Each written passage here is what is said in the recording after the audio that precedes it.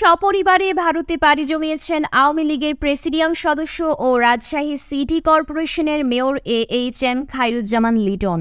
এর আগে লিটনের স্ত্রী শাহিন আক্তার রেনি ও ছোট মেয়ে শ্রেয়া জামান ভারতে চলে যান। গত সোমবার রাতে মেয়র রাজশাহী ছেড়ে ভারতের উদ্দেশ্যে চলে গেছেন বলে দলের একাধিক সূত্র নিশ্চিত করেছে। এর আগে ওই দিন ৫ আগস্ট দুপুরে রাজশাহী মহানগরীর আলুপট্টি এলাকায় শিক্ষার্থীদের সঙ্গে আওয়ামী লীগের সংঘর্ষ চলাকালে লিটন ঘটনাস্থলে উপস্থিত ছিলেন।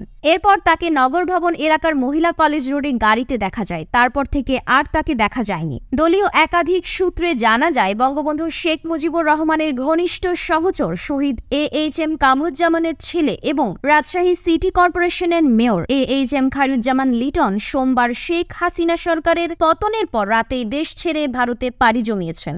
নাম প্রকাশ না করার শর্তে রাজশাহী মহানগর যুবলীগের এক নেতা বলেন, দেশের পরিস্থিতি যখন ভালো ছিল তখন লিটনের বড় মেয়ে রাজশাহী জেলা আওয়ামী লীগের সদস্য আনিকা ফারিহা জামান অর্ণা এবং তার স্বামী রাজশাহী বিশ্ববিদ্যালয়ের ক্রপ সায়েন্স অ্যান্ড টেকনোলজির সহকারী অধ্যাপক রেজবি আহমেদ ভুইয়া থাইল্যান্ডে চলে যান। এরপর থেকে তারা সেখানেই রয়েছেন।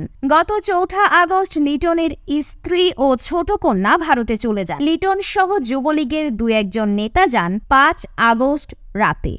বিষয়টি নিয়ে কথা বলতে রাজশাহী মহানগর আওয়ামী লীগের সভাপতি বীর মুক্তিযোদ্ধা মোহাম্মদ আলী কামাল এবং সাধারণ সম্পাদক ডাবলু সরকারের মুঠোফোনে কল করা হলেও তাদের ফোন বন্ধ পাওয়া গেছে।